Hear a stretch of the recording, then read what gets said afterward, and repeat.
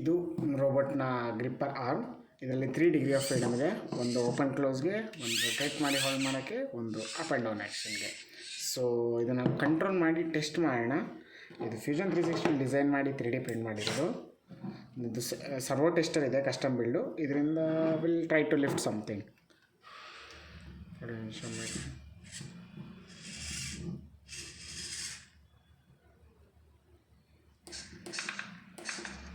Lifting rotate ಕೂಡ ಮಾಡ್ಬೋದು ನಾನು ಇದನ್ನ.